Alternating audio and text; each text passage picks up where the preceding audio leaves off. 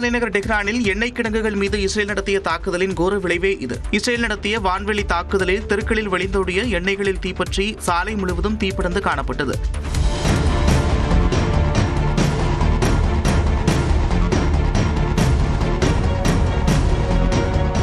இதேபோன்று டெஹ்ரானில் உள்ள ஹைஃபா எண்ணெய் சுத்திகரிப்பு நிலையத்தில் சக்தி வாய்ந்த கைபர் ஷெக்கான் என்ற ஏவுகணையை இஸ்ரேல் ஏவியதாக ஈரான் குற்றம் சாட்டியுள்ளது.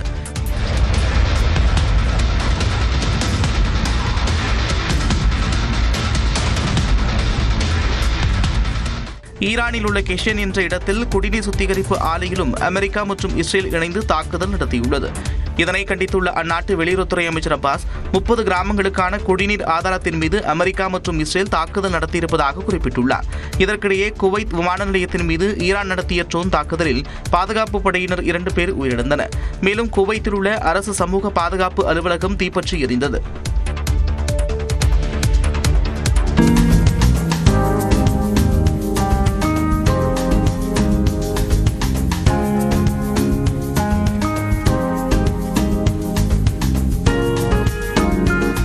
திருச்சி மாவட்டம் சிறுகனூரில் இன்று நடைபெறவுள்ள திமுக மாநில மாநாட்டின் திடல் மின்னொளியில் ஜொலிக்கக்கூடிய காட்சிகள் தான் இவை. ஸ்டாலின் தொடரட்டும், தமிழ்நாடு வெல்லட்டும் என்ற முழக்கத்துடன் திருச்சி மாவட்டம் சிறுகனூரில் திமுக மாநில மாநாடு இன்று நடைபெறவுள்ளது. முதலமைச்சர் ஸ்டாலின் தலைமையில் நடைபெறவுள்ள இந்த மாநாட்டில் 10 லட்சம் தொண்டர்கள் பங்கேற்பார்கள் என்று எதிர்பார்க்கப்படுகிறது. இதற்காக 650 ஏக்கர் பரப்பளவில் 9 நுழைவு வாயில்களுடன் பிரம்மாண்ட மாநாடு மேடை மற்றும் அரங்கு அமைக்கப்பட்டுள்ளது. சுமார் 200 ஏக்கரில் தொண்டர்கள் அமர்வதற்காக இருக்கைகள் போடப்பட்டிருக்கும் நிலையில் 40,000 முதல் 50,000 வாகனங்கள் நிறுத்தக்கூடிய வகையில் வாகன நிறுத்த வசதிகள் செய்யப்பட்டுள்ளன. குடிநீர், கழிவறை, முதல் உதவி மையம் மற்றும் சிற்றுண்டி வசதிகளும் சைவ அசைவ உணவுகளும் ஏற்பாடு செய்யப்பட்டுள்ளன. மாலை 3 மணி அளவில் மாநாட்டு திடலுக்கு வரக்கூடிய முதலமைச்சர் திமுக கொடியை ஏற்றி வைத்த பிறகு மேடையில் உரையாற்ற உள்ளார். கடந்த சட்டமன்ற தேர்தலின் போது இதே இடத்தில் நடைபெற்ற மாநாட்டில் முக்கிய வாக்குறுதிகளை முதலமைச்சர் வெளியிட்டார். அதேபோல இன்று நடைபெறவுள்ள மாநாட்டிலும் பல்வேறு புதிய அறிவிப்புகளை முதலமைச்சர் வெளியிடுவார் என்று எதிர்பார்க்கப்படுகிறது. நீட் தேர்வுக்கு விண்ணப்பிப்பதற்கான கால அவகாசத்தை வரக்கூடிய 11ஆம் தேதி வரை நீட்டித்து தேசிய தேர்வு முகமை அறிவித்துள்ளது.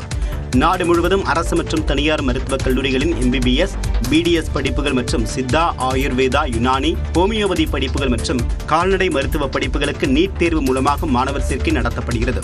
மே 3ஆம் தேதி நடைபெறவுள்ள இந்த தேர்வுக்கான இணையவழி விண்ணப்ப பதிவு கடந்த பிப்ரவரி மாதம் 8ஆம் தேதி தொடங்கியது. ஆன்லைன் வழியாக விண்ணப்பிப்பதற்கான கால அவகாசம் நேற்றுடன் நிறைவடைய இருந்த நிலையில் நாட்டின் பல இடங்களில் இணையதளம் முடங்கியது. நீட் தேர்வுக்கு விண்ணப்பிக்கும் தேசிய தேர்வு முகமையின் இணையதளத்தில் கடந்த 4 நாட்களாகவே பிரச்சனை இருந்து வந்த நிலையில் பலரும் விண்ணப்பிக்க முடியாத நிலை இருந்தது. நேற்றும் சர்வர் முடங்கியதால் விண்ணப்பங்களை பதிவேற்றம் செய்ய முடியவில்லை என்றும் இணையதள செயல்பாடுகள் மிகவும் மெதுவாக இருந்ததால் விண்ணப்பிப்பதில் சிக்கல் எழுந்ததாக மாணவர்கள் தரப்பில் புகார் கூறப்பட்டது. இதையடுத்து நீட் தேர்வுக்கு விண்ணப்பிப்பதற்கான கால அவகாசத்தை வரக்கூடிய 11ஆம் தேதி வரை நீட்டித்து தேசிய தேர்வு முகமை அறிவித்துள்ளது. சத்தமாக பேசுவதால் முட்டாள்தனம் உண்மையாகி விடாது என்று நடிகரும் இயக்குநருமான பார்த்திபனுக்கு நடிகை த்ரிஷா கண்டனம் தெரிவித்திருந்தார்.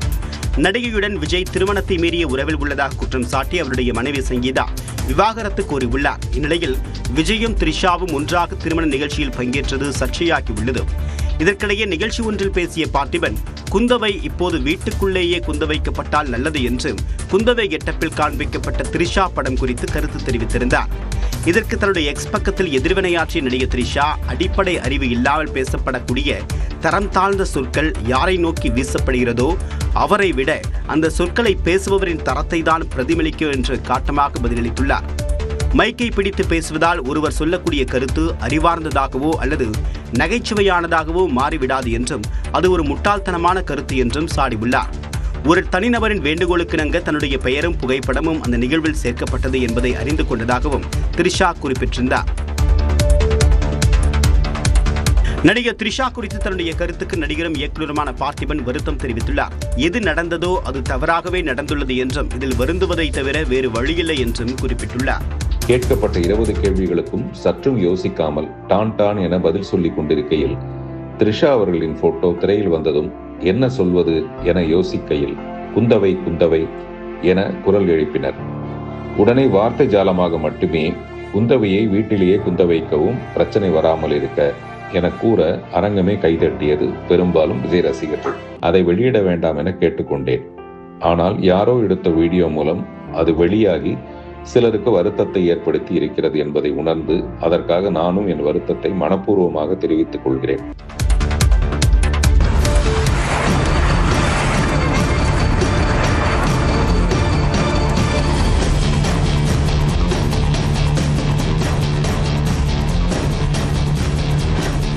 ஈரான் தலைநகர் டெஹ்ரானில் எண்ணெய் கிடங்குகள் மீது இஸ்ரேல் நடத்திய தாக்குதலின் கோர விளைவே இது. இஸ்ரேல் நடத்திய வான்வெளி தாக்குதலில் தெருக்களில் வழிந்தோடிய எண்ணெய்களில் தீப்பற்றி சாலை முழுவதும் தீப்படந்து காணப்பட்டது.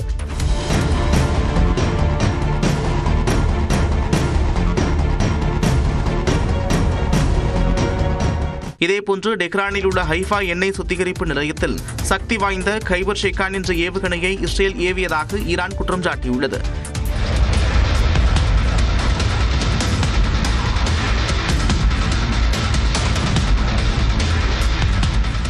ஈரானில் உள்ள கெஷன் என்ற இடத்தில் குடிநீர் சுத்திகரிப்பு ஆலையிலும் அமெரிக்கா மற்றும் இஸ்ரேல் இணைந்து தாக்குதல் நடத்தியுள்ளது.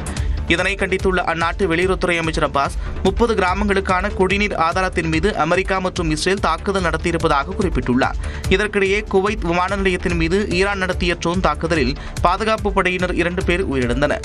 மேலும் குவைத்தில் உள்ள அரசு சமூக பாதுகாப்பு அலுவலகம் தீப்பற்றி எரிந்தது.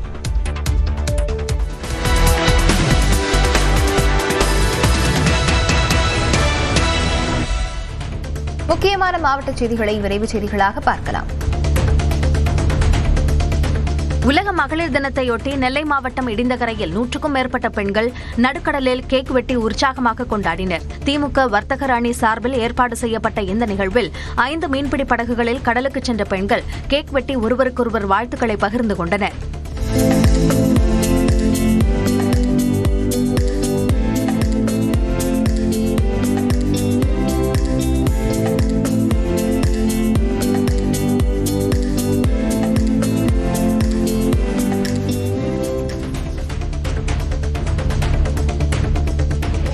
திருச்சி மாவட்டம் சமயபுரம் மாரியம்மன் கோவிலில் பூச்சொரிதல் விழா கோலாகலமாக தொடங்கியுள்ளது.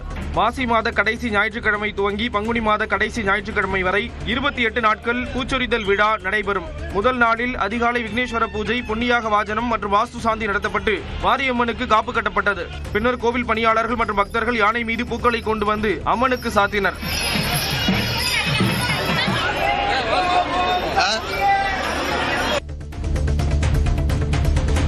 நீலகிரி மாவட்டம் கூடலூரிலிருந்து மைசூர் செல்லும் தொரப்பள்ளி சாலையில் யானை முகாமிட்டுள்ளதால் வாகன ஓட்டிகள் கவனமுடன் பயணிக்க வனத்துறையினர் அறிவுறுத்தியுள்ளனர். வெயிலின் தாக்கம் அதிகரித்துள்ளதால் முதுமலை வனப்பகுதியில் கடும் வறட்சி நிலவுகிறது.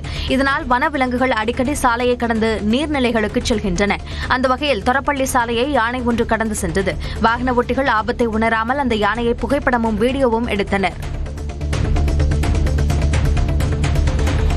தமிழக சட்டமன்ற தேர்தல் நெருங்குவதை ஒட்டி நெல்லை மாவட்டம் நாங்குநேரி தொகுதிக்கு தேர்தல் பாதுகாப்பிற்காக திரிபுரா மாநிலத்தை சேர்ந்த 133வது பெட்டாலியன் எல்லை பாதுகாப்பு படை வீரர்கள் வருகை தந்தனர். உதவி கமாண்டர் பசந்த் யாதவ் தலைமையில் வந்த 85 வீரர்களுக்கு ஏர்வாடி காவல் நிலைய ஆய்வாளர் செல்வி தலைமையில் செண்டை மேள தாளங்கள் முழங்க பூங்கொத்து கொடுத்து உற்சாக வரவேற்பு அளிக்கப்பட்டது. திருமலஞ்சி கிராமத்தில் அமைக்கப்பட்டிருக்கூடிய முகாமில் தங்கியுள்ள இவர்கள் விரைவில் தொகுதி முழுவதுமாக பாதுகாப்பு பணிகளில் ஈடுபட உள்ளனர். புதுக்கோட்டை மாவட்டம் ஆலங்குடியில் மாட்டு வண்டி மற்றும் குதிரை வண்டி பந்தயம் வெகு விமர்சையாக நடைபெற்றது. 3 பிரிவுகளில் மாட்டு வண்டி, 2 பிரிவுகளில் குதிரை வண்டி பந்தயம் நடந்தது. முன்னதாக அமைச்சர் மெய்யநாதன் பந்தயத்தை தொடங்கி வைக்க முயன்ற போது பட்டாசு வெடிக்கப்பட்டது. இதில் மாடு ஒன்று மிரண்டு ஓடி முட்டி தள்ளியதில் வசந்த் என்பவர் காயமடைந்தார். 10க்கும் மேற்பட்ட இருசக்கர வாகனங்கள் சேதமடைந்தன.